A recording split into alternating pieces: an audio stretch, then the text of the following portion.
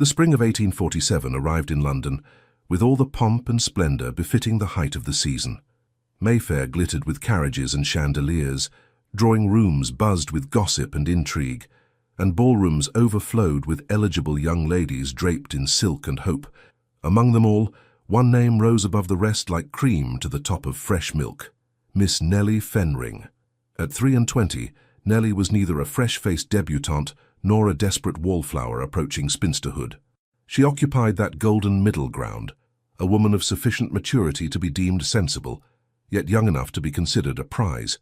Her father, George Fenring, the Marquis of Fenring, was a man of considerable influence in the House of Lords, respected for his pragmatism and integrity. Her mother had passed when Nellie was but 14, leaving her to be raised by governesses and her father's occasionally overbearing guidance. The result was a woman of impeccable breeding and flawless deportment. Nellie's beauty was of the serene, classical variety: honey-blonde hair dressed in elegant coils, grey-blue eyes that seemed perpetually calm, and features that suggested both intelligence and restraint. She spoke French and Italian fluently, played the pianoforte with competence if not passion, and could discuss literature, politics and estate management with equal ease. She was, in short, exactly what a nobleman's wife should be, and she was spoken for. Lord Edmund Hartley, heir to the Earl of Ashton, had courted her with quiet determination for the better part of 2 years. Edmund was everything one could wish for in a prospective husband: handsome in a pleasant, unremarkable way, possessed of a generous estate in Hampshire, kind-hearted and utterly respectable. There had never been a whiff of scandal attached to his name. He attended church regularly, treated his tenants fairly, and was known to be devoted to his widowed mother. When Edmund had formally requested Nellie's hand the previous autumn, her father had accepted with enthusiasm.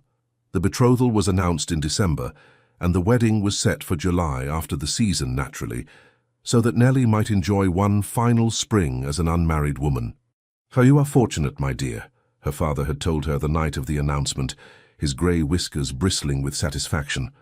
"Lord Edmund is a good man. You shall be a countess one day, with an excellent household and a husband who will treat you well. What more could a sensible woman desire?" Nellie had smiled and agreed, because that was what sensible women did. And truly, what more could she desire? Edmund was kind. He would never mistreat her. They would have children, manage estates, host dinners, and grow old together in comfortable companionship. It was a good life, a predictable, secure, entirely reasonable life. Yet sometimes, late at night, when the house was silent and the London fog pressed against her window, Nellie lay awake and wondered why her heart felt so peculiarly empty. "You're being foolish," she would whisper to herself in the darkness. "This is what every woman wants. You should be grateful." And she was grateful. She was. It was the second week of April when Edmund arrived at the Fenring townhouse in Berkeley Square with an unusual request. Nellie was in the morning room with her companion, Miss Hazel Wimsey, reviewing invitations for the week's engagements. Hazel was a distant cousin, the orphaned daughter of Nellie's mother's second cousin, who had come to live with the Fenrings when Nellie was 19. At 28, Hazel was sharp-eyed, practical, and fiercely protective of her charge. She had warm brown hair always neatly pinned, a smattering of freckles across her nose, and an ability to read people that bordered on uncanny. "Lady Pemberton's musical on Thursday," Hazel was saying, her finger tracing down the gilt-edged invitation. "That shall be dreadfully dull, but your father will expect you to attend. And the Duchess of Thornbury's ball on Saturday, which, oh, that's Lord Edmund." Indeed, the butler was showing Edmund into the morning room. He looked particularly well turned out in a deep blue coat and fawn trousers, his light brown hair carefully brushed, his smile warm and genuine. "Miss Fenring," he said, bowing. "Miss Wimsey, good morning." "Lord Edmund," Nellie replied, setting down her teacup and rising to greet him properly. "This is an unexpected pleasure." "I hope I'm not intruding," Edmund said, his grey eyes bright with something like excitement. "I've come with rather excellent news, actually. My closest friend has just returned to London after 3 years abroad, and I'm eager for you to meet him." "A friend?" Nellie asked politely. "My dearest friend in the world," Edmund said warmly. "We were at Eton together, then Oxford. He's been travelling on the continent, Vienna, Rome, Paris, but he's come home at last. I've spoken of him often, I think. Vincent Montague, the Duke of Ravenmore." Hazel's head snapped up, and even Nellie felt a small flutter of recognition. Everyone in London society knew of the Duke of Ravenmore, though he was something of an enigma. He had inherited his title at the age of 24, nearly 5 years ago, upon his father's sudden death. Since then, he had been abroad more often than not, managing extensive properties and business interests on the continent. Rumour painted him as wealthy beyond imagining, devastatingly attractive and utterly uninterested in marriage. "I should very much like to meet him," Nellie said carefully. "Though I confess I'm surprised he is not married. Surely the matchmaking mamas have been relentless," Edmund laughed. "Oh, they have been. But Vincent is particular. He's always said he'd only marry when he found a woman of exceptional quality, someone with wit and character, not just beauty and breeding. I've told him all about you, of course, and he's most eager to meet the woman who has captured my heart." Something in Edmund's tone, proud, affectionate, entirely innocent, made Nellie's chest tighten with an emotion she couldn't quite name. Guilt, perhaps, though she had nothing to feel guilty about. "When shall this meeting occur?" she asked. "Tonight, if you're amenable," Edmund said. "There's a reception at Lord Ashford's house in Grosvenor Square. Vincent will be there, and I thought, well, I should like my two favourite people in the world to know one another." "Of course," Nellie agreed, smiling. "I shall look forward to it." After Edmund departed, pressing a chaste kiss to Nellie's gloved hand, Hazel fixed her with a long, searching look. "What is it?" Nellie asked. "Nothing," Hazel said slowly. "Only the Duke of Ravenmore. They say he's quite formidable." "All dukes are formidable, Hazel. It comes with the title." "No," Hazel said thoughtfully. "I mean formidable in a different way. I've heard he's brilliant, absolutely ruthless in business, but with a strange sort of honor about him. And they say women find him, well, difficult to resist." "How fortunate, then, that I am already spoken for," Nellie said lightly, though something in her stomach twisted strangely. "Yes," Hazel murmured, "how fortunate." Lord Ashford's reception was everything a London social event should be. Crowded, glittering, and slightly too warm. Nellie arrived with her father and Hazel, her gown a masterpiece of ivory silk, with delicate pearl embroidery at the bodice. Her hair was dressed simply but elegantly, and she wore her mother's pearl necklace, her only truly precious jewellery. Edmund found them almost immediately, his face alight with pleasure. "Miss Fenring, you look exquisite. Come, Vincent is just over here. I've been keeping him from the predatory mamas all evening." He guided her through the crush of guests toward a quieter corner near the tall windows overlooking the garden. And there, standing with a glass of wine in hand, was a man who seemed to command the very air around him. Vincent Montague, the Duke of Ravenmore, was not handsome in the conventional sense. His features were too strong, too severe for mere prettiness. He was tall and broad-shouldered, with black hair that fell just slightly longer than was fashionable, as though he couldn't be bothered with the latest styles. His face was all hard angles, a sharp jaw, high cheekbones, a nose that had clearly been broken at least once. But it was his eyes that arrested her, deep penetrating black framed by dark brows and burning with an intelligence so fierce it was almost unsettling. He wore his evening clothes with a careless elegance that suggested both wealth and complete indifference to others' opinions. Everything about him radiated power, not the inherited, effortless power of most aristocrats, but something earned, fought for, undeniable. When his gaze met hers, Nellie felt the world tilt. It was not attraction, not merely attraction, it was recognition. As though some part of her soul had been waiting her entire life for this exact moment, and now that it had arrived, everything else fell away into insignificance. "Vincent," Edmund was saying, his voice seeming to come from very far away, "may I present my betrothed, Miss Nellie Fenring? Nellie, this is His Grace the Duke of Ravenmore, my dearest friend and the finest man I know." Vincent bowed, the movement precise and controlled. When he straightened, his eyes never left hers. "Miss Fenring," he said, and his voice was everything she should have expected and nothing she was prepared for. Deep, cultured, with a slight roughness beneath the polish that sent heat racing down her spine. "Edmund has spoken of little else but you for months. I confess I'm delighted to finally make your acquaintance." There was something in the way he said "delighted" that suggested the word was wholly inadequate. "Your Grace," Nellie managed, her voice steadier than she felt. Lord Edmund has likewise spoken warmly of you. I understand you have been travelling abroad. I have, Vincent said, though I find myself wondering now what took me so long to return home. The words were perfectly polite, appropriate for any social conversation. But the way he looked at her, steady, searching, as though he could see straight through all her careful composure, made them feel like something else entirely. Edmund, bless him, noticed nothing amiss. He beamed at them both, delighted. I knew you would get on splendidly. Vincent, you must tell Nellie about Vienna. She adores music and would be fascinated by your account of the opera there. I should be honored, Vincent said quietly, still looking at her. And Nellie, who prided herself on her unshakable composure, felt her cheeks grow warm under that gaze. Perhaps, she said carefully, your grace might favor us with such stories another time. I confess, I find myself quite overwhelmed by the heat of the room just now. It was not entirely a lie. She felt feverish, as though her skin had suddenly become too tight. Of course, Vincent said immediately. Shall I fetch you some refreshment? The terrace doors are just there. You might find the air more agreeable outside. That would be most kind, Nellie said. As Vincent moved away toward the refreshment table, Edmund leaned close to Nellie, his expression concerned. Are you quite well? You do look rather flushed. I'm perfectly well, Nellie assured him, forcing a smile. Only warm, as I said. But beside her, Hazel's eyes were knowing and worried, and Nellie knew with absolute certainty that her companion had seen everything. The sudden heat in her cheeks, the tremor in her hands, the way her breath had caught when the Duke's eyes met hers.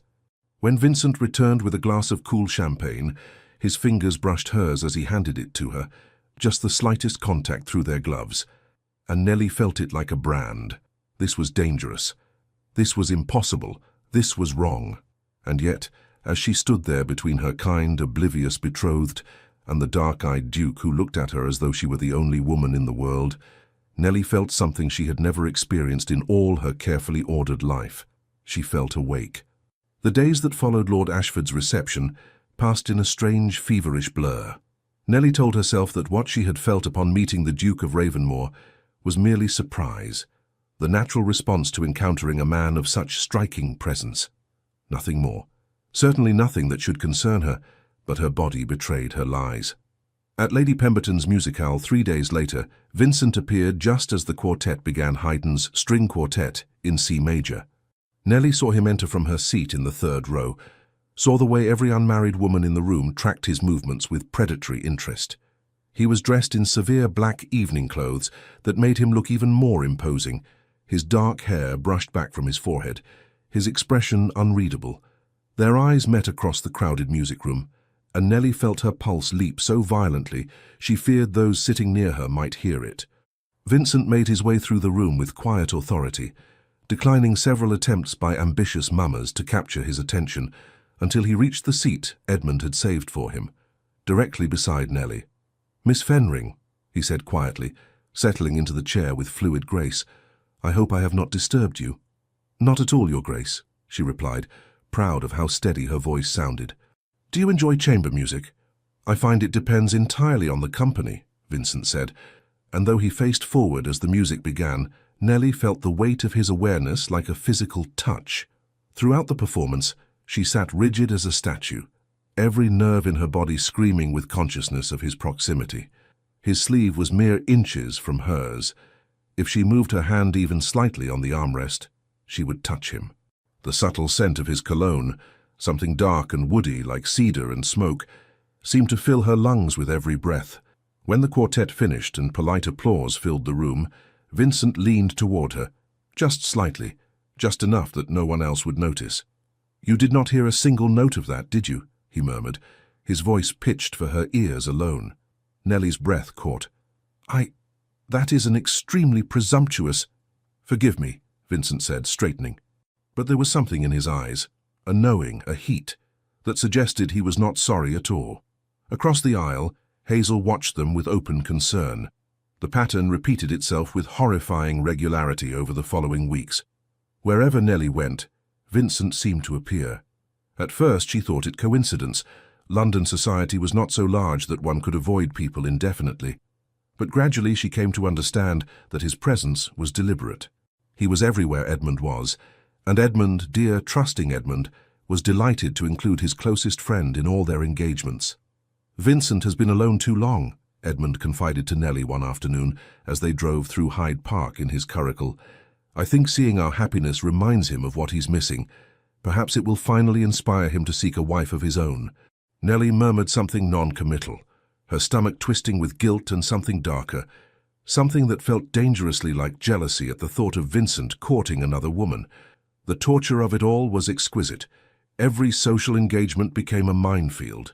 At the opera, Vincent sat in the box adjacent to theirs, and Nellie could feel his gaze on her throughout the performance, not on the stage, but on her. At garden parties, she would turn and find him watching her from across the lawn, his expression unreadable, but his eyes burning. At dinner parties, he sat too far away to speak to her directly, but she felt his presence like a storm gathering on the horizon. And the worst part, the truly damning part, was that Nellie looked for him everywhere. She entered every ballroom searching for that dark head above the crowd. Her heart leapt every time a door opened, hoping it might be him. She found herself manufacturing excuses to stand near wherever he stood, drawn to him like iron filings to a lodestone. She was losing her mind. "You must stop this," Hazel told her one night as she helped Nellie prepare for bed. They were in Nellie's chamber at Berkeley Square, the candles burning low, and Hazel's expression was more serious than Nellie had ever seen it. "Stop what?" Nellie asked, though she knew perfectly well. "Looking at him the way you do," Hazel said quietly. "Miss Nellie, I understand, truly I do. The Duke he is compelling, but you are engaged to Lord Edmund, a good man who loves you and trusts you." "I have done nothing wrong," Nellie said, but her voice sounded hollow even to her own ears. "Not yet," Hazel agreed, "but I see how you look at each other. I see how you both try not to look at each other, which is somehow worse. This cannot continue." "I know," Nellie whispered, pressing her hands to her face. "Heavens, Hazel, I know. But I cannot make it stop." Hazel was silent for a long moment. Then she said very gently, "Do you love Lord Edmund?" The question hung in the air like smoke. "I respect him," Nellie said finally. "I am fond of him. He will be a good husband." "That is not what I asked." Nellie's throat tightened. "I thought I could learn to love him after we wed. Is that not how most marriages work? Affection growing from partnership and time?" "Perhaps," Hazel said. "But if you have already met someone who makes you feel—" "Do not say it," Nellie cut her off sharply. "Please, Hazel, do not say it aloud. Because if Hazel said it, if Nellie had to acknowledge what she felt for Vincent Montague, then it would become real, undeniable. And Nellie could not afford for it to be real. She was the Marquis of Fenring's daughter. She was betrothed to Lord Edmund Hartley. She was a lady of impeccable reputation, and she could not be the sort of woman who fell desperately in love with a man who was not her betrothed, even if that man looked at her as though she were air and water and he was drowning. Vincent, meanwhile, was slowly going mad. He had known something was wrong from the moment Edmund had first mentioned his betrothed. His friend had spoken of Miss Nellie Fenring with such obvious affection, such pleased satisfaction at having secured an excellent match, that Vincent had felt nothing but happiness for him. "She's everything a man could want," Edmund had said over brandy at White's the week before Vincent returned to London. "Clever, beautiful, well-bred, and she's kind, Vincent. Genuinely kind, not merely performing kindness for society's benefit. I count myself the most fortunate of men." And Vincent had raised his glass in a toast, genuinely pleased that his dearest friend had found happiness. Then he had met her, and in one catastrophic moment, every carefully constructed wall Vincent had built around his heart had crumbled to dust. It was not rational. It was not even explicable. But from the instant Nellie Fenring's grey-blue eyes met his across Lord Ashford's drawing-room, Vincent had known, with absolute, terrifying certainty, that she was his. Not in the sense of possession, in the sense of belonging, as though God or fate or whatever force governed the universe had looked down and said, "Here, this one. This is the woman your soul was made to recognize." And she belonged to Edmund.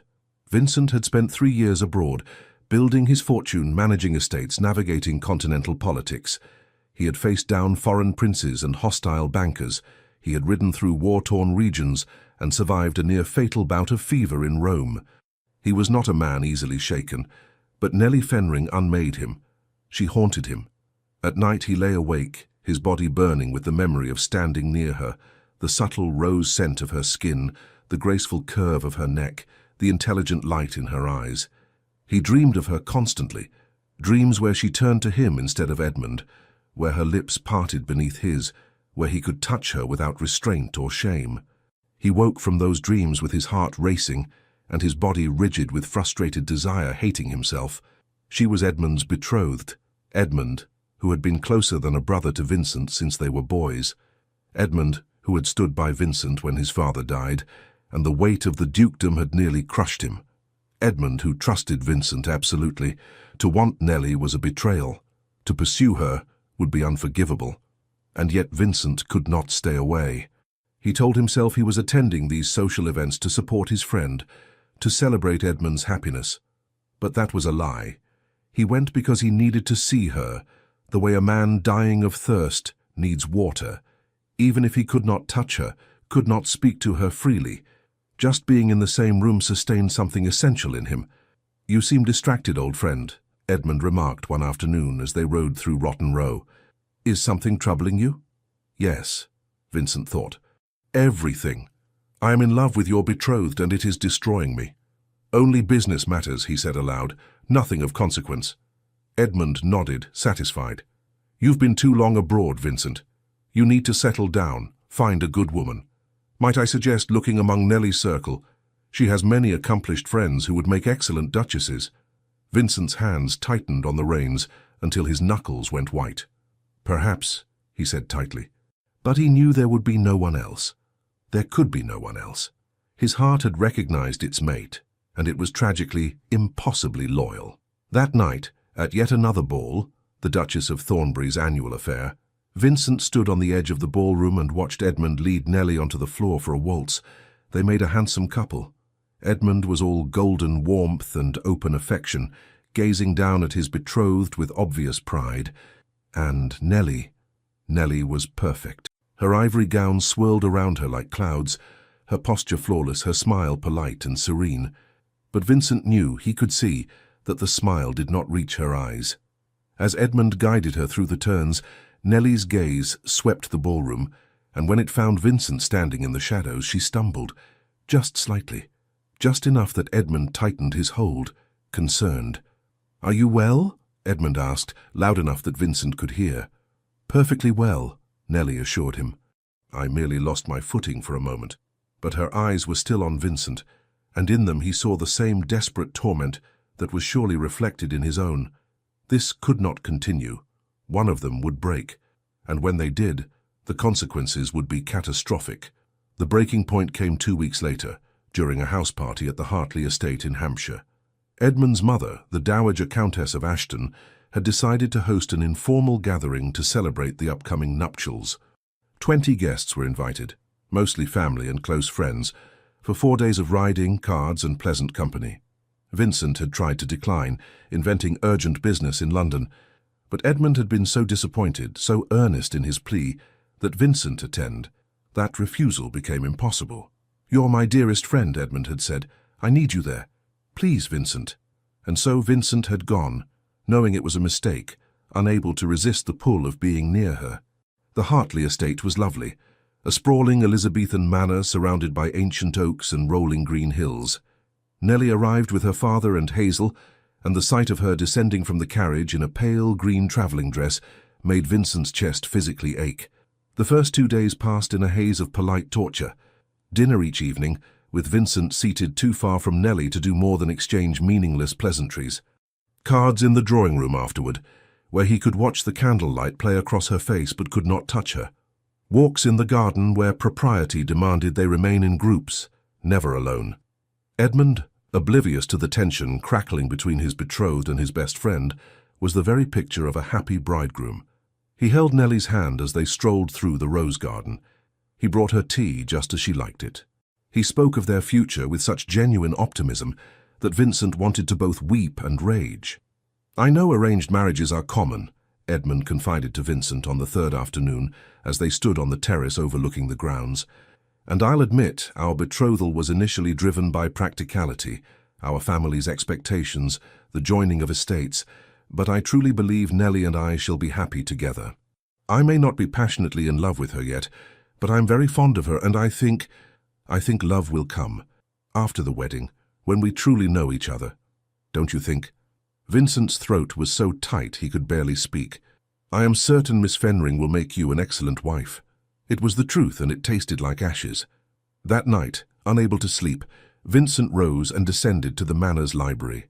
It was past midnight, the house silent, and he desperately needed some distraction from the torment of knowing Nellie slept just 2 floors above him. The library was dark, save for the moonlight streaming through the tall windows. Vincent did not bother lighting a candle. He moved through the shadows to the shelves, searching blindly for anything to occupy his mind. He did not hear her enter. "Your Grace." Vincent spun, his heart lurching. Nellie stood in the doorway, wrapped in a dressing gown of pale blue silk, her blonde hair loose around her shoulders. In the moonlight, she looked ethereal, like something from a dream. "Miss Fenring," he said hoarsely, "you should not be here." "I know," she whispered. "I could not sleep." They stared at each other across the darkness, and Vincent felt the last threads of his control begin to fray. "You must go," he said, his voice rough. "Please, for both our sakes." But Nellie did not move. Instead, she stepped into the library and closed the door behind her. "I have tried," she said, and her voice was shaking. "I have tried so hard to do what is right, to be what I should be. But I cannot. Vincent, I cannot stop." She broke off, pressing her hand to her mouth, her eyes bright with unshed tears. And Vincent, who had held himself together through sheer force of will for weeks, finally shattered. "Neither can I," he said roughly, crossing the space between them in 3 strides. He stopped just before her, his hands clenched at his sides to keep from touching her. "From the moment I met you, I have thought of nothing else. You are in my mind every waking hour. You haunt my dreams. I cannot eat, I cannot sleep, I cannot breathe without wanting you. Vincent, I know it is wrong," he continued, the words pouring out of him like blood from a wound. "I know I am betraying Edmund. I know this is the very definition of dishonor. But I love you, Nellie. I love you with everything I am, and it is destroying me." Nellie made a sound that was half sob, half something else entirely. "I love you too," she whispered. "Heaven help me. I love you so much. I think I shall die from it." The confession hung between them, terrible and beautiful. "We cannot," Vincent said, though every fiber of his being screamed otherwise. "Edmund." "I know," Nellie said brokenly. "I know. But just for this moment, just for now, can we stop pretending?" And before Vincent could think, before he could remember all the reasons this was impossible, Nellie stepped forward and kissed him. It was not a gentle kiss. It was desperate, hungry, the kiss of 2 people who had denied themselves too long. Vincent's hands came up to frame her face, his fingers threading through her hair, and Nellie gasped against his mouth, her hands clutching at his shirt. They kissed like drowning people breaking the surface, frantic, graceless, perfect. Vincent tasted salt on her lips and realized she was crying. His own eyes burned as he pulled her closer, pouring every ounce of forbidden love into the kiss. When they finally broke apart, both breathing hard, Vincent rested his forehead against hers. "What do we do?" Nellie whispered. "I do not know," Vincent admitted. "But I cannot, Nellie, I cannot watch you marry him. I cannot stand there and pretend to be happy while you pledge yourself to another man." "Then what?" she asked desperately. "What choice do we have? I am betrothed. The wedding is in 2 months. My father, Edmund's family. There are contracts, expectations. If I were to break it off, the scandal would be—" "I know," Vincent said, "I know." But as he held her there in the moonlit library, with her tears dampening his shirt and her heart beating against his, Vincent made a decision. He would not lose her, not to duty, not to honor, not to anything. Somehow he would find a way, even if it cost him everything. The morning after the library, Nellie woke with her heart in turmoil and her mind racing. She had kissed Vincent Montague. More than kissed him. She had confessed her love, had allowed herself to be held by him, had tasted the forbidden fruit of what they could be together. And now, in the cold light of day, she had to face the consequences. Hazel appeared at her bedside with morning chocolate, her expression carefully neutral. "Lord Edmund sent word that he wishes to take you riding this morning, if you are amenable," Hazel said quietly. "The weather is fine." Nellie's stomach clenched with guilt so intense she felt physically ill. "Of course," she managed. "Tell him I shall be ready within the hour." Hazel set down the tray and sat on the edge of the bed. "Miss Nellie," she said gently. "What happened?" "Nothing," Nellie lied, not meeting her companion's eyes. "You are many things, but you have never been a proficient liar," Hazel said. "You did not return to your chamber until well past 2 o'clock. I heard you." Nellie's hands trembled as she reached for the chocolate cup. "I could not sleep. I walked." "Did you walk into the Duke's arms?" Hazel asked bluntly. The cup rattled against the saucer. Nellie set it down before she dropped it entirely. "Hazel, I am not judging you," Hazel said, and her voice was surprisingly gentle. "But I am frightened for you. Whatever this is between you and His Grace, it cannot end well. You know that, do you not?" "I know," Nellie whispered. "But Hazel, what am I to do? I love him. I love him so much it feels as though my heart is being torn from my chest. And I cannot have him. It is impossible." "Is it?" Hazel asked quietly. "Betrothals have been broken before." "Not without scandal," Nellie said. "Not without destroying reputations and families. My father would be humiliated. Edmund would be— Heavens, Hazel, Edmund has done nothing wrong. He has been nothing but kind and honorable. How could I repay him by breaking his heart?" Hazel was silent for a moment. Then she said, "Would it be kinder to marry him while in love with another man?" The question struck Nellie like a physical blow. "I do not know," she admitted. "I do not know what is right anymore." The ride with Edmund was torment. He was in excellent spirits, pointing out features of the estate, discussing improvements he hoped to make after their marriage. He spoke of children, how many bedchambers they would need to convert into nurseries, what sort of governess they might hire. He was building a future in his mind, brick by careful brick, and Nellie was the cornerstone of it all. And all she could think about was Vincent's mouth on hers, the way he had held her, as though she were precious and essential. The raw honesty in his voice when he had said, "I love you." "Nellie?" Edmund's voice broke through her thoughts. "You seem rather distracted. Are you quite well?"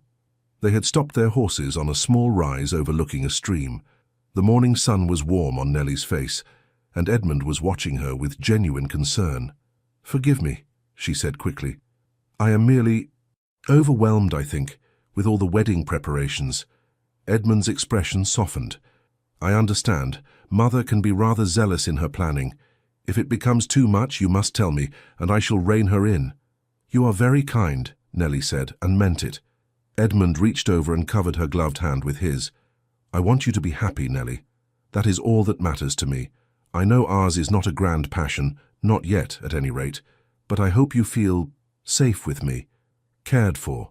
Nellie's throat tightened. "I do," she said. "Edmund, you are a good man, and you are a remarkable woman," he said warmly. "I count myself fortunate every day." The words were lovely. They should have made her happy. Instead, they made her want to weep, because Edmund deserved better than this, better than a bride whose thoughts strayed constantly to his best friend, better than a woman who could barely look at him without feeling crushing guilt. As they rode back toward the house, Nellie saw Vincent standing on the terrace watching their approach. Even from a distance, she felt the weight of his gaze. This could not continue. Something had to give. That afternoon, while most of the house party guests were occupied with various pursuits, cards, reading, napping, Nellie slipped away to the rose garden. She needed air, needed space, needed to think. She had not been there 5 minutes when Vincent appeared. He did not approach immediately. He stood at the garden gate, his dark eyes finding hers across the riot of blooming roses. "We should not be alone," Nellie said, though she made no move to leave. "I know," Vincent said quietly, stepping into the garden, "but I must speak with you." "There is nothing to say," Nellie said desperately. Last night was a mistake, we both know it." "A mistake?" Vincent's voice was low, rough. "Is that truly what you believe?" "What else can it be?" Nellie demanded, her composure finally cracking. "I am engaged to your dearest friend. You and I, there is no possibility of— Vincent, we cannot do this." "Then I will speak to Edmund," Vincent said abruptly. Nelly's blood ran cold. "What?" "I will tell him the truth," Vincent said, moving closer. "I will confess what I feel for you, and I will withdraw from his life so that there is no conflict of—" "No," Nelly said sharply. "Absolutely not. Vincent, you cannot tell him. It would destroy him. Not just the betrayal, but losing you. You are closer than a brother to him. I will not be responsible for that." "Then what?" Vincent asked, and there was such anguish in his voice that Nelly's heart broke. "What do you propose we do, Nelly?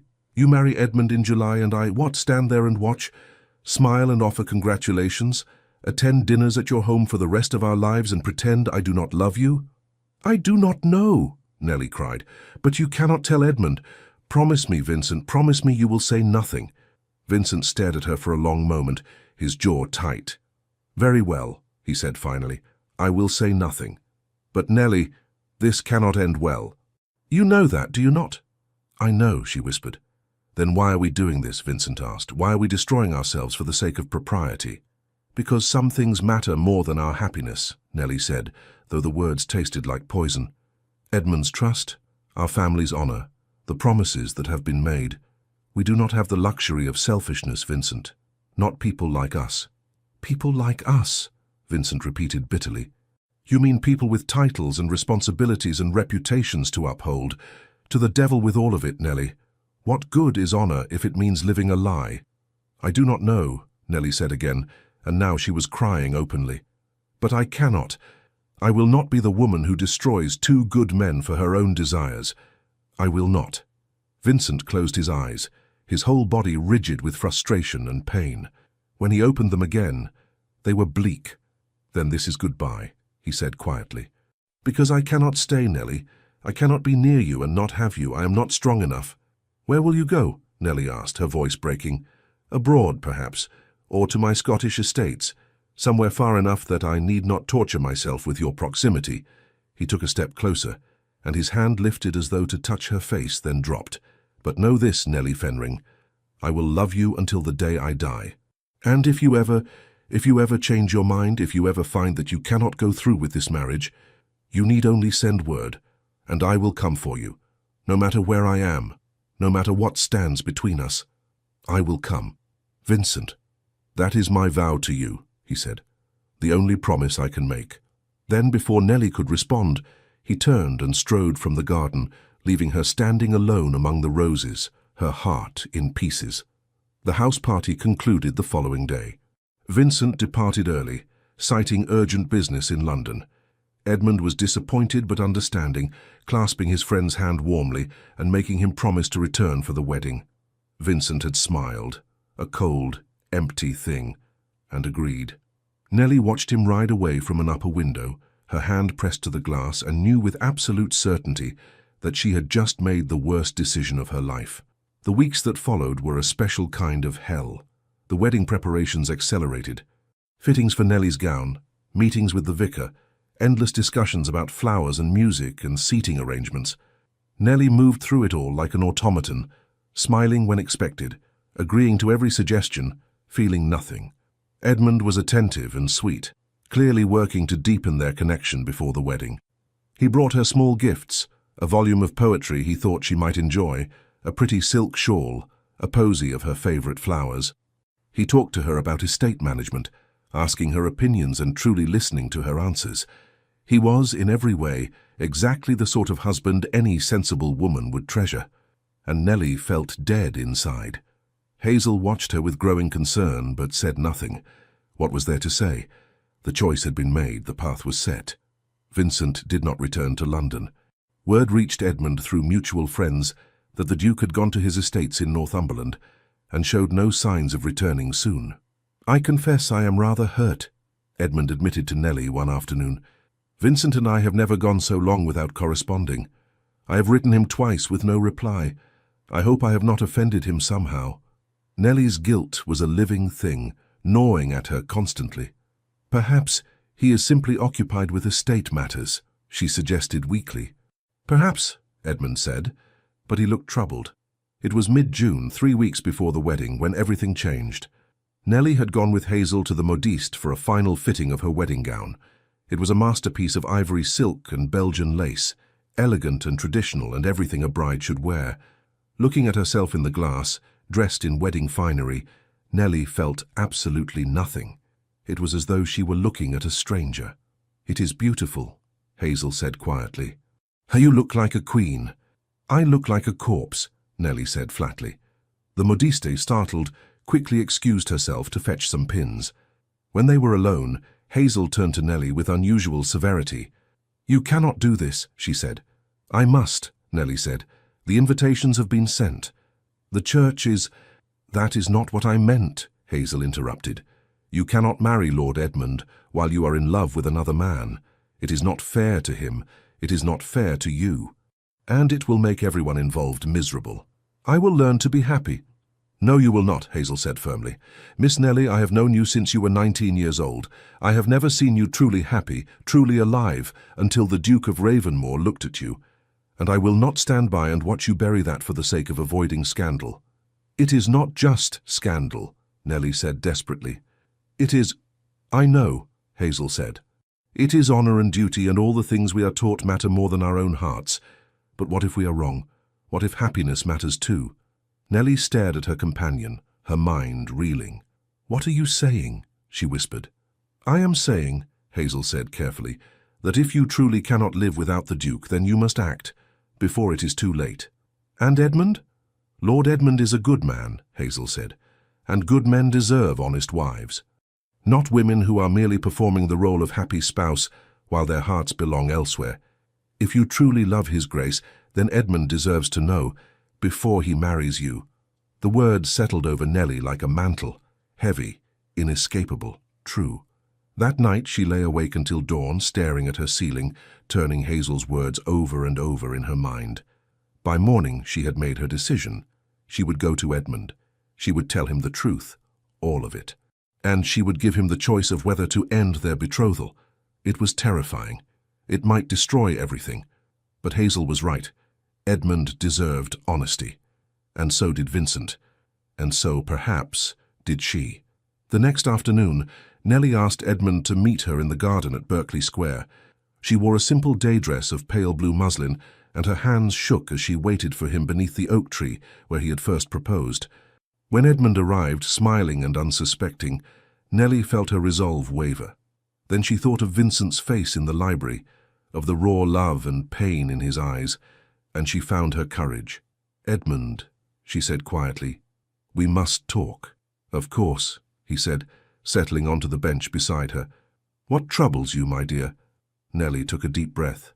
"I must tell you something, and I pray you will forgive me for not speaking sooner." Edmund's smile faded slightly. "You sound very serious." "I am," Nellie said. "Edmund, you have been nothing but kind to me. You have treated me with respect and affection, and I am deeply grateful for that. But I cannot marry you." Edmund went very still. "What?" "I am so sorry," Nellie said, her voice shaking. "But it would not be fair to either of us to enter into marriage when I—" She faltered, then forced herself to continue. "When I have feelings for someone else." The color drained from Edmund's face. "Someone else," he repeated. "But who— when did you—" He stopped abruptly, his eyes widening with terrible comprehension. "Vincent," he said flatly. Nellie could not lie. Not now. "Yes," she whispered. Edmund stood abruptly, his hands clenching into fists. For a long moment he said nothing, and Nellie braced herself for his fury. But when he finally spoke, his voice was not angry. It was hollow. "How long?" "Since we met," Nellie admitted. "I tried to fight it, Edmund. I swear to you I tried. But I cannot go through with our marriage knowing that my heart belongs to someone else. You deserve better than that." "Does he—" Edmund's voice cracked. "Does Vincent return your feelings?" "Yes," Nellie said quietly. Edmund made a sound like he had been punched. He turned away from her, his shoulders rigid. "My best friend," he said, almost to himself. "The man I trusted more than anyone in the world." "He did not betray you," Nellie said urgently. "Edmund, neither of us wanted this. We both tried to do what was right, but some things, some feelings cannot be controlled." "Cannot be controlled," Edmund repeated bitterly. He spun back to face her, and for the first time she saw real anger in his eyes. "You speak of feelings as though they absolve you of responsibility, but you made a choice, Nellie. You both did. Every moment you spent together, every look, every... He broke off, his jaw working. Were you unfaithful to me? We kissed, Nellie admitted, her cheeks burning with shame. Once at your family's estate. Nothing more than that, I swear it. Nothing more, Edmund said, and laughed, a harsh, broken sound. How noble of you both. I am sorry, Nellie said, tears streaming down her face. Edmund, I am so sorry. I never meant to hurt you. And yet here we are, Edmund said. He closed his eyes, his whole body trembling with the effort of controlling his emotions. When he opened them again, they were haunted. Did you ever love me, even a little? I cared for you, Nellie said. I still do, but not in the way I should have. Not in the way you deserved.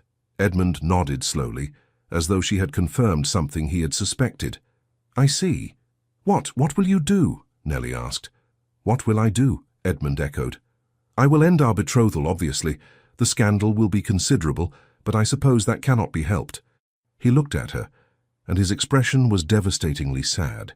I hope you and Vincent will be very happy together. Truly I do, because if you have destroyed our friendship and your reputation for nothing more than infatuation, it will have been a tragic waste. It is not infatuation, Nellie said quietly. I love him, Edmund, with everything I am. Then I suppose that must be enough, Edmund said. He took a step back, creating distance between them. Goodbye, Miss Fenring. I hope we need not see each other again. And with that he turned and walked away, leaving Nellie alone in the garden, her heart breaking for the good man she had wounded and the impossible love she had chosen. The scandal broke like a summer storm, sudden, violent, and impossible to ignore. Within 2 days of Edmund formally ending the betrothal, all of London society knew. The details were murky.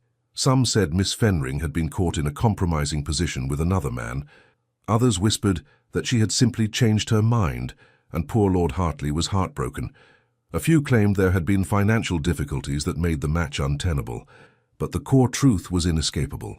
The season's perfect lady had broken her engagement mere weeks before the wedding, and the resulting scandal was delicious. The Marquess of Fenring was apoplectic. What were you thinking? He roared at Nellie in his study, his face purple with rage. Do you understand what you have done? The shame you have brought upon this family. I could not marry him, father, Nellie said quietly. She was too exhausted for tears, too hollowed out for fear. It would have been wrong. Wrong? Her father spat. I will tell you what is wrong. Destroying an advantageous match because of some foolish notion of romantic love. You are 23, Nellie, not 17. You should know better. Perhaps I should, Nellie agreed, but I could not live a lie. Her father stared at her as though she had grown a second head. You will be ruined, he said finally. No respectable man will have you now. You will end up a spinster dependent on your family's charity for the rest of your life. Then so be it, Nellie said. And she meant it. Because whatever happened now, whatever consequences she faced, at least she would face them honestly. At least she would not spend her life wondering what might have been if she had chosen differently. Her father had dismissed her with disgust, declaring that she would retire to the country until the scandal died down. You will not show your face in London again this season, he had decreed. Perhaps by next year people will have found other amusements to occupy their gossip. Nellie had agreed without protest.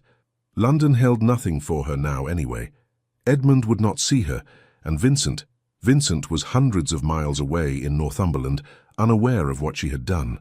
She had written to him, of course, a letter sent express the day after she had ended the betrothal, explaining everything. But there had been no reply. Perhaps he had not received it yet. Or perhaps, and this thought made her chest tight with fear, perhaps he had changed his mind. Perhaps the reality of scandal and complication had made him reconsider his declaration in the library. Perhaps she had destroyed everything for nothing. It was Hazel who saved her from complete despair. Stop that, she said firmly, 2 days after the scandal broke. They were in Nellie's chamber, packing for the removal to her father's estate in Hertfordshire. Stop assuming the worst. What else am I to assume? Nellie asked dully. I have heard nothing from Vincent. Not a word. Northumberland is far, Hazel pointed out, and you only sent the letter 3 days ago. Give him time. And if he does not come? Nellie whispered. Hazel sat beside her on the bed, taking her hand. Then you will survive, she said gently. You will go to Hertfordshire, you will hold your head high, and you will build a life. It may not be the life you imagined, but it will be yours, and that is worth something. Nellie wanted to believe her. But in her heart, she knew the truth. If Vincent did not come for her, she would never recover. She would be forever broken, forever marked by the love she had chosen and lost.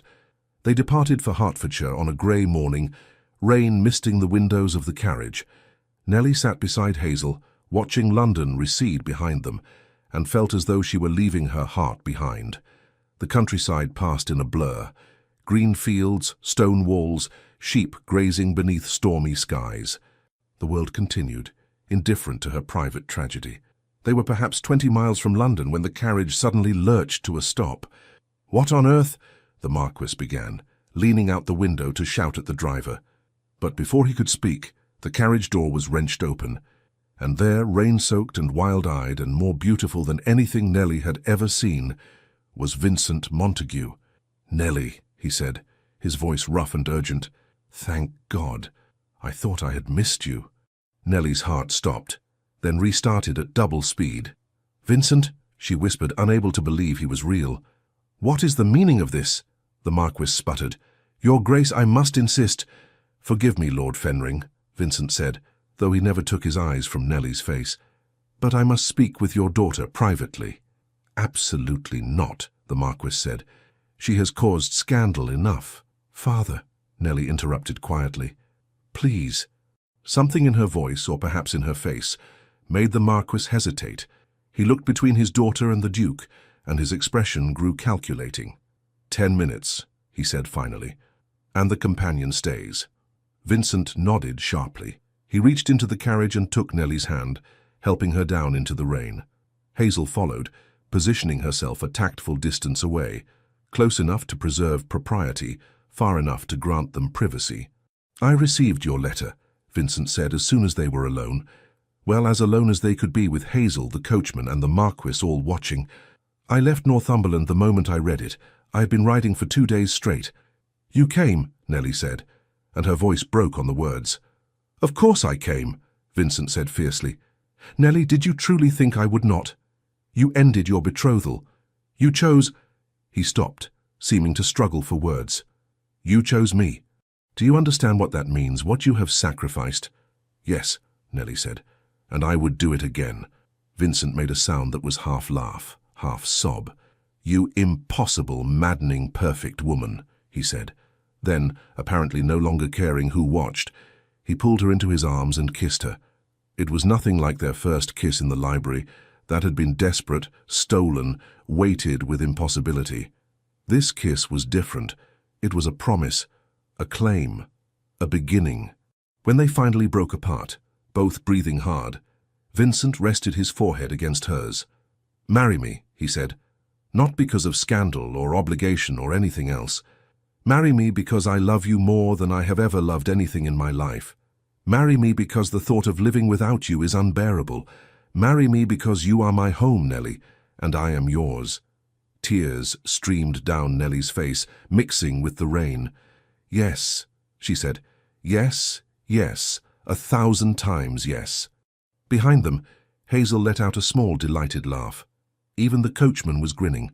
The Marquess, however, looked considerably less pleased. "Your Grace," he said stiffly, "while I appreciate your enthusiasm, there are practical matters to consider. My daughter's reputation has been compromised. The scandal will be nothing compared to the scandal if I, a duke, marry her," Vincent finished calmly. "I am aware, Lord Fenring, and I do not care. Let them talk. Let them gossip. Nellie will be a duchess, and anyone who dares to slight her will answer to me." The Marquis blinked, clearly taken aback by the steel in Vincent's voice. Then, slowly, a calculating smile spread across his face. "A duchess," he repeated. "Yes, yes. That would rather mitigate the damage, would it not? Very well, Your Grace. You have my blessing, though I dare say you would have proceeded regardless." "I would have," Vincent agreed without apology. He turned back to Nellie, his dark eyes blazing with triumph and joy. "Come, I have a carriage waiting. We leave for Scotland tonight." "Scotland?" Nellie asked, dazed. "Gretna Green," Vincent said. unless you wish to wait for banns and a proper wedding, though I confess I would rather marry you immediately before anything else can go wrong." Nellie thought of elaborate ceremonies and guest lists and months of waiting. Then she looked at Vincent, at his rain-soaked hair and fierce eyes and the way he held her as though she were infinitely precious, and knew her answer. "Scotland," she said firmly. "Tonight." They were married 3 days later in a small church just across the Scottish border. Hazel stood as witness, along with a startled vicar who clearly thought he was marrying runaways, but was too well compensated to ask questions. Nellie wore a simple dress of cream muslin, hastily purchased from a village shop. She had no flowers, no music, no trailing veil of Belgian lace. But when Vincent took her hand and pledged himself to her before God and the vicar, Nellie felt more beautiful than she ever had in all her London finery. "I, Vincent Montague, take thee, Nellie Fenring, to be my wedded wife," he said, his voice steady and sure. "To have and to hold from this day forward, for better, for worse, for richer, for poorer, in sickness and in health, to love and to cherish, till death us do part." And Nellie, tears streaming down her face, repeated the vows back to him with all her heart. When the vicar pronounced them man and wife, Vincent kissed her with such tender passion that even the dour Scottish clergyman smiled. They spent their wedding night at an inn in a village whose name Nellie immediately forgot. It was nothing like the elaborate wedding night she had once imagined. No grand estate, no servants, no trousseau of fine nightgowns. Just a small, clean room with a fire burning in the grate, and Vincent, her husband, looking at her as though she were the most precious thing in the world. "Are you frightened?" he asked quietly, as he helped her with the buttons of her dress. The inn had no lady's maid, and Hazel had tactfully retired to her own chamber. "No," Nellie said truthfully. "I have never been less frightened in my life." And it was true. For the first time since she could remember, Nellie felt entirely, perfectly safe. She was Vincent's wife. She was free to love him without shame or secrecy. Whatever happened now, whatever scandal or gossip awaited them, they would face it together. When Vincent finally lowered her onto the bed, his hands gentle but sure, Nellie pulled him down to her with a smile. "I love you," she whispered against his mouth.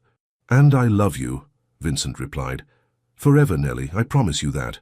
And as the fire burned low and the Scottish night settled around them, Nellie knew with absolute certainty that she had made the right choice. Some loves were worth any sacrifice, worth any scandal, worth everything. They returned to London 6 weeks later, and the scandal that greeted them was everything Nellie had feared, and somehow less terrible than she had imagined.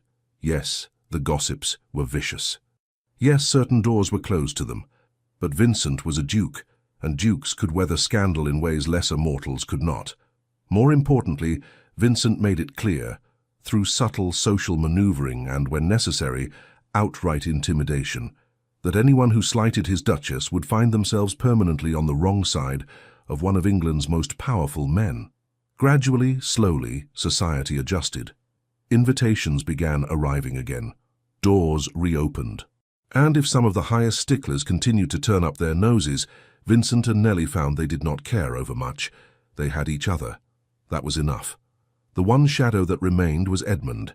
Vincent had written to him, a long, anguished letter explaining everything, apologizing for the betrayal, begging for understanding if not forgiveness. Edmund's reply had been brief.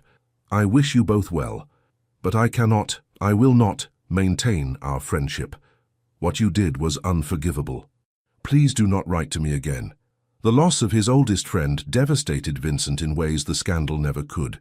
For weeks after receiving Edmund's letter, he was withdrawn and melancholy, blaming himself for the ruin of a brotherhood that had meant everything to him.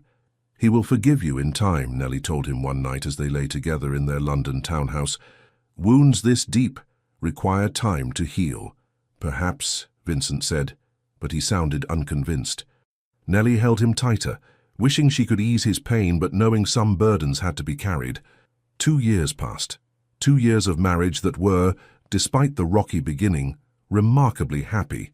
Vincent and Nellie settled into their life together with surprising ease. They divided their time between London, Vincent's main estate in Kent, and his smaller properties in Yorkshire and Scotland. They travelled to Paris one autumn, to Venice the next spring. They read together, rode together, learned each other's rhythms and preferences and secret fears, and if society never quite forgot the scandal of their beginning, they at least stopped discussing it at every opportunity. Nellie became pregnant in their second year of marriage, and when she delivered a healthy son with Vincent's dark hair and her grey eyes, their joy was complete. "We shall name him William," Vincent said, cradling the infant with surprising gentleness for such a large man. "After my father, William Montague," Nellie said softly, running a finger over the baby's tiny hand. "It suits him." As she watched her husband with their son, Nellie felt a contentment so profound it was almost painful. This was what she had chosen. This love, this life, this family, and it had been worth every moment of scandal and suffering. It was late autumn of their third year of marriage when the letter arrived. Vincent had been in his study reviewing estate accounts when the butler brought in the post. Most of it was routine, invitations, business correspondence, bills, but one letter made him freeze. The handwriting was achingly familiar. With shaking hands, Vincent broke the seal and read, "Vincent, I write this with considerable trepidation as I am uncertain of my welcome. But recent events have given me cause to reflect, and I find I can no longer maintain my silence. I have been living in Hampshire since our falling out, managing my father's estates. He suffered an apoplexy last year and has since been unable to fulfill his duties.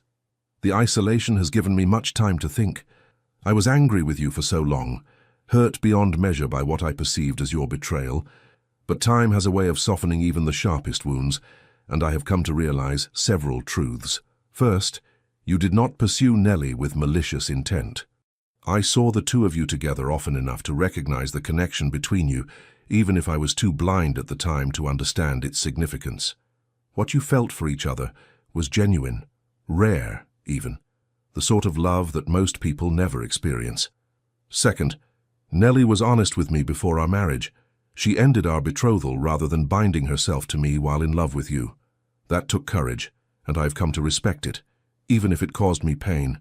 Third, and perhaps most importantly, I have met someone. Her name is Miss Catherine Ashworth. She is the daughter of a neighboring squire. Not a brilliant match by society's standards, but a woman of genuine warmth and intelligence. We have been courting for 6 months, and I find myself happy, truly happy in a way I never was during my betrothal to Nellie.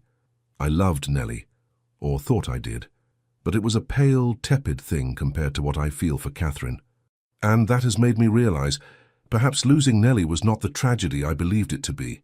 Perhaps it freed us both to find the loves we were meant to have. I am to marry Catherine this spring, and I find I would very much like my oldest friend to be there. I do not expect an immediate reconciliation. Too much has passed between us for that. But if you are willing, if you can forgive my coldness these past years, I should like to try to rebuild our friendship. It will not be what it was, but perhaps it can be something new, something honest. I hope you and Nellie are well. I hear you have a son. Congratulations. If you wish to write back, I shall be at Ashton Manor through the winter. Your friend, if you will still have me." Edmund Vincent read the letter 3 times, his throat tight with emotion. Then he rose from his desk and went in search of his wife. He found her in the nursery, rocking their son to sleep. She looked up when he entered, and her smile faded when she saw his face. "What is it?" she asked quietly. Wordlessly, Vincent handed her the letter. Nellie read it slowly, her expression shifting from shock to something that looked almost like hope. When she finished, she looked up at him with tears in her eyes. "He is happy," she said softly. "He has found someone who makes him happy." "Yes," Vincent said, his own voice rough with emotion, "and he is willing to forgive. Nellie, he wants to be friends again." "Do you want that?" Nellie asked carefully. "After everything?" Vincent thought about it, truly thought about it. 3 years ago, he would have given anything to have Edmund's friendship back. But now, with the perspective of time and the security of his marriage to Nellie, he could see the situation more clearly. "I do," he said finally. "Not because I need his forgiveness to be happy. I have you and William, and that is enough. But because Edmund was my brother in everything but blood. And if he is willing to try again, then yes, I want that." Nellie rose, still cradling their sleeping son, and crossed to Vincent. She kissed him gently. "Then write to him," she said. "Tell him yes. Tell him we shall both attend his wedding. Tell him—" She paused, her eyes bright with tears. "Tell him I am glad he found his Catherine, that I wish them every happiness." Vincent pulled her close, carefully so as not to wake the baby, and held them both. "We are fortunate," he murmured. "All of us. It was a terrible mess, but we all found our way through." "Yes," Nellie agreed. "We did." The following spring, Vincent and Nellie travelled to Hampshire for Edmund's wedding to Miss Catherine Ashworth. It was a smaller affair than Edmund's wedding to Nellie would have been. No grand London ceremony, just a simple country wedding with family and close friends. But it was beautiful in its intimacy. And when Nellie saw Edmund at the altar, watching Catherine walk toward him with such naked adoration on his face, she knew with absolute certainty that this was right. This was the woman Edmund was meant to marry. Not Nellie, never Nellie. Catherine, with her warm brown eyes and gentle smile, and the way she looked at Edmund as though he had hung the stars. After the ceremony, there was a wedding breakfast at Ashton Manor. Vincent and Edmund spoke for the first time in 3 years, and though there was initial awkwardness, it gradually eased into something that felt almost like their old friendship. "Your son is the image of you," Edmund said, watching as Nellie bounced William on her hip across the room. "Poor child," Vincent said dryly, and Edmund laughed, genuine, unforced. "You are happy," Edmund observed. "Both of you." "We are," Vincent confirmed. Then, hesitantly, "And you with Catherine?" Edmund's face softened. "More than I ever imagined possible," he admitted. "She is, Vincent, she is extraordinary. Not in the way society measures such things, but in ways that matter. She laughs at my terrible jokes. She shares my love of horses. She wants a dozen children and a life in the country, not London society. She is perfect for me." "Then I am glad," Vincent said sincerely. "And Edmund, I am sorry for everything, for the pain I caused you." Edmund was quiet for a moment, then he said, "I'm sorry too, I was rigid in my anger, unwilling to see that you and Nellie, that what you had was real. I think I was more hurt by losing you than by losing her, if I am honest, and that pride made me cruel." "We were all navigating impossible circumstances," Vincent said, "but we survived. And perhaps we are all better for it now." "Perhaps," Edmund agreed. Later, as the afternoon waned and guests began departing, Catherine approached Nellie with shy warmth. "Your Grace," she said, "I wanted to thank you." "Thank me?" Nellie asked, surprised. "For setting Edmund free," Catherine said simply. "I know it must have been difficult, breaking your betrothal, facing the scandal. But if you had married him out of duty, I should never have met him. And he is—" She blushed prettily. "He is everything to me." Nellie felt her throat tighten with emotion. "He is a good man," she said softly. "I always knew that. I simply was not the right woman for him. But you, I can see that you are." Catherine smiled and impulsively took Nellie's hand. "I hope we can be friends," she said. "I know the circumstances are unusual, but I should like that very much," Nellie said truthfully. And watching Catherine return to Edmund's side, seeing the way they looked at each other with such uncomplicated joy, Nellie felt the last remnant of guilt finally lift from her shoulders. Everyone had found their place. Everyone was happy. And though the path had been twisted and painful, they had all arrived exactly where they were meant to be. 5 years later, the two couples were fast friends. Edmund and Catherine had 4 children, with a 5th on the way, and their country estate rang with laughter and chaos. Vincent and Nellie had added 2 daughters to their family, and their lives were full of the noise and joy of children. They visited each other frequently, the Hartleys spending summers at the Montagues' Kent estate, the Montagues joining the Hartleys for winter house parties in Hampshire. One evening during one such visit, the adults sat together after the children had been put to bed. A fire crackled in the drawing room, and they drank wine and talked of inconsequential things: estate management, the children's educations, the latest scandal in London. At one point Edmund raised his glass. "A toast," he said, "to unlikely happiness." "To unlikely happiness?" they all echoed, clinking glasses. Nellie caught Vincent's eye across the room, and he smiled at her, that rare, genuine smile he reserved only for her. And in that moment, Nellie thought of the girl she had been 5 years ago, the season's perfect lady, trapped in an engagement that would have made her respectable and miserable. That girl was gone. In her place was a woman who had chosen love over duty, scandal over security, truth over convenience. A woman who had fought for her happiness and won. "What are you thinking?" Vincent murmured later that night as they prepared for bed in the guest chamber. "That I am fortunate," Nellie said simply. "That we all are." Vincent pulled her close, pressing a kiss to her temple. "The most fortunate of men," he agreed, "because I have you." And as they drifted off to sleep in each other's arms, with their children sleeping peacefully down the hall and dear friends just rooms away, Nellie knew one final truth. Some loves were worth fighting for, worth sacrificing for, worth everything, and she had found hers. The end. Dear listener, tonight, as this story ends, I want to share something with you that perhaps no one has said in quite this way before. You know what strikes me most about Nellie's journey? It wasn't that she found love. It was that she found the courage to disappoint people. Think about that for a moment. How much of your life have you spent trying not to disappoint anyone? Your parents, your children, your partner, your friends, even strangers whose opinions shouldn't matter but somehow do.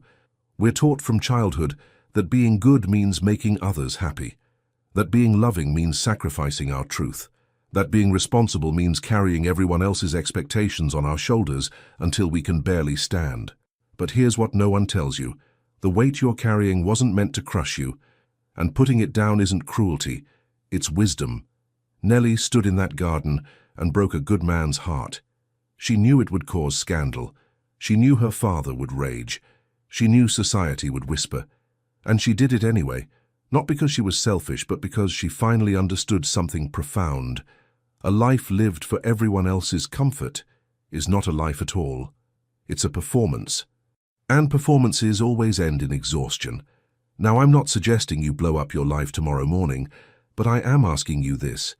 When was the last time you did something simply because it made you feel alive? Not accomplished, not validated, not praised, but genuinely, vibrantly alive?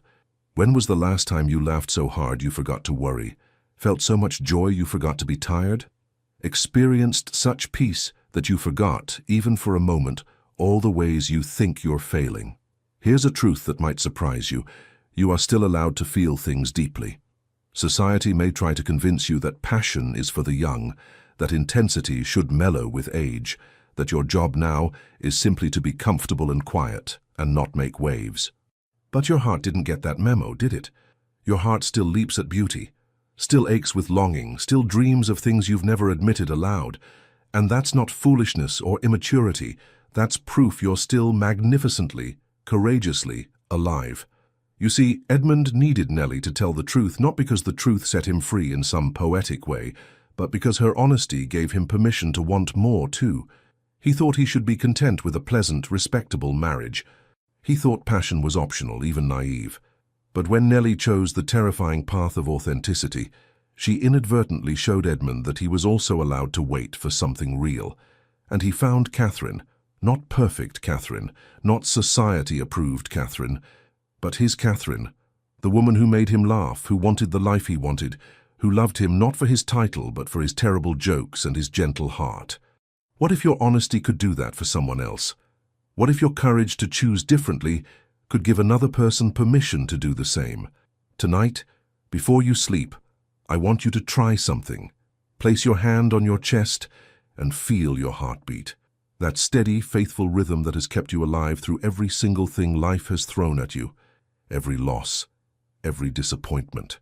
Every moment you thought you couldn't survive, and yet here you are, still beating, still breathing, still remarkably stubbornly here. That heart of yours, it's not fragile, it's not broken beyond repair, it's not too old or too tired or too scarred to deserve tenderness. Your heart is a warrior that has fought battles no one else can see, and it deserves to rest now in softness, not in resignation. So as you close your eyes tonight, release this burden. You do not have to be everyone's answer. You do not have to fix everything. You do not have to earn your right to rest through endless usefulness. You can simply be imperfect, uncertain, still figuring things out, still wanting things, still hoping. With deep gratitude for the honor of sharing this evening with you, the legends of the Fall Team. Thank you for staying with us until the very end of this unforgettable love story. From all of us at Legends of the Fall, we are deeply grateful for your time, your presence, and your heart. If this story touched you, please consider subscribing to our channel, giving us a like, sharing the video with others, and leaving a comment below. Your support truly keeps us going. It inspires us to continue creating stories full of love, redemption, and life-changing choices. And as always, at the end of this video, another romantic journey awaits. Click on the suggestion that appears and let yourself be swept away by another tale that just might steal your breath. Thank you for being here. The Legends of the Fall team.